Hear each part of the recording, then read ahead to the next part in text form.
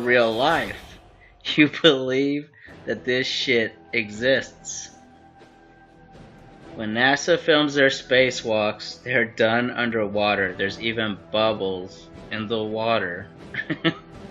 And the Hubble Space Telescope, which is supposed to be supplying you with data about the Big Bang, the universe, and galaxies and redshift, that does not exist in orbit because they performed these same fake spacewalks on a model of the Hubble Space Telescope.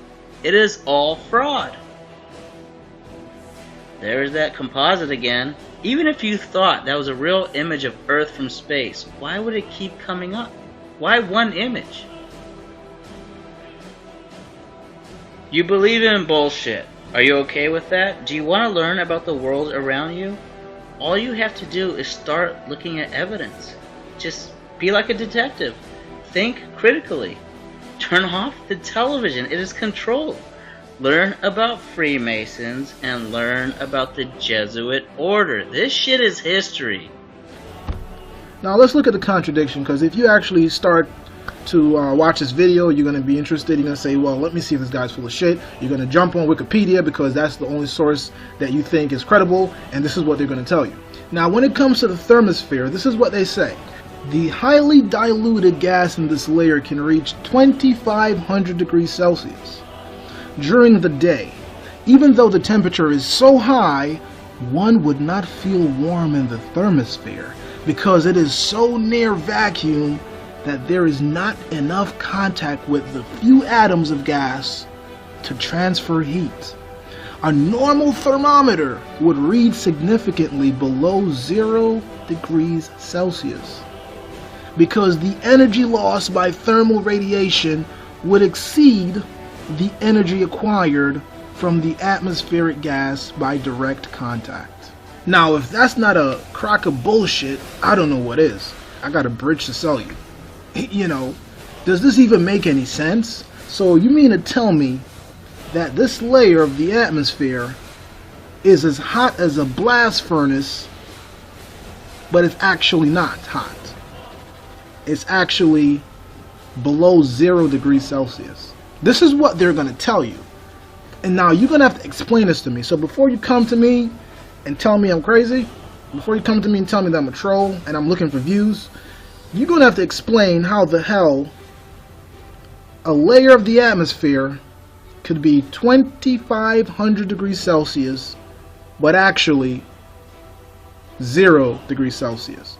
Because if that's the case, then we shouldn't feel the heat from the sun. Because according to them, the sun is far out in the space. It's far out in the vacuum. So you have to explain to me, how do we feel the heat from the sun?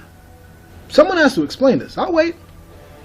I'll wait for someone to explain this, because I know you guys are geniuses. You guys are intellectuals that's watching this video. You guys are smarter than I am, right? So you're going to have to explain to me how we feeling the heat from the sun. But here we have a layer of the atmosphere that's supposedly hot, but because it's in the vacuum, it's not hot. I'll wait for the explanation, because I know some of you guys are Einsteins. I know you guys are prodigies. You guys are nerds, right? You guys are so smart. So I'll wait for this explanation. Let's move forward. Now we're going to look at these melting points, because this is really what kind of shoots down the theory of satellites in space.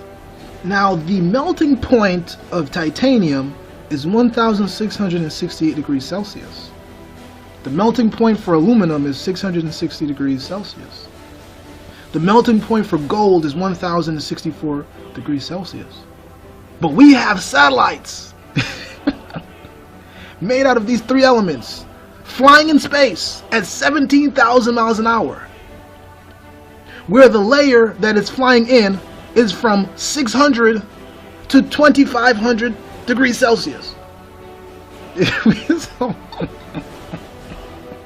You guys have to explain this, because I know you guys are going to have a problem with this video.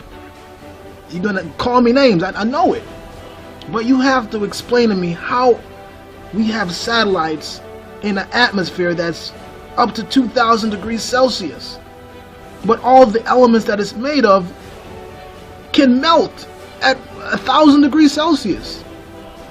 And now here's a picture of the Hubble Space Telescope. This is in the friggin' thermosphere, and this is how it looks. You guys have no problem with this. And of course you have rocket propulsion. Now, I didn't even write any notes for this one because this one is so ridiculous. So you mean to tell me they're using rockets in space? But they said that in space is a vacuum. How are you pushing against nothing? It doesn't make any sense. Alright, let me give you an example. Let's say you have a boat. Now with a boat, you have the oars or the propeller. The propeller or the oars are pushing against water. Let's say you take the boat outside of the water and you're still, pushing the propeller or spinning the propeller, and you're still, rowing the boat. You're not going to go anywhere. That's the same principle for rockets. In the Earth's atmosphere, you have an atmosphere to push against. So when you blast a rocket, you'll go forward. But when you're in space, according to them, they say it's a vacuum. So how the hell are we seeing satellites with this? How are we seeing satellites with this bullshit? Someone has to explain what type of propulsion system you're using, but they're telling us it's satellites. Because this is the picture. This is a NASA photo. This doesn't make any sense. This proves even further that these satellites are fake. These satellites don't exist. And now they have, what's this? Solar panels? So you mean to tell me that they are more environmentally conscious in space than they are on Earth? Are you serious? So they don't have solar panel cars, but they have solar panel satellites. It doesn't make any sense for them to all of a sudden be so conscious. But that's besides the point. But my main point is, this rocket propulsion in space is ludicrous. Now, how many satellites are in orbit? You can't get a number, but that number will range from anywhere between 1,500 to 20,000 satellites. You'll always get a different number as to how many satellites exist in orbit. What do satellites look like? The old satellites from the 70s were very large. The Navy even recently had an operation where they pretended to shoot a satellite out of orbit to minimize its danger in re-entry, and they described this satellite as being the size of a bus. Satellites used to be quite large. Nowadays, they want you to believe that satellites can fit in the palm of your hand. Now they have CubeSat satellites, and they can they can be deployed from the International Space Station by hand. An astronaut can toss one of these CubeSat satellites at the Earth. Doesn't even matter how he throws it at the Earth. You could throw it at the Earth or towards an orbital plane. It really doesn't matter. It doesn't matter that you toss it and it's tumbling uncontrollably, but this is what they'll have you believe. I'm telling you now, there are no satellites up in space. All the information is gathered from the ground, so there's no need to have satellites floating around in space taking images, because NASA just aren't putting them up there.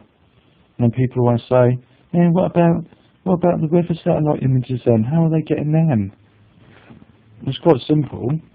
They use ground-based radar to take measurements of the weather, and they put these predictions into a computer, and it gives them these animations, and that's all they're showing you in the weather forecasts. And then they put the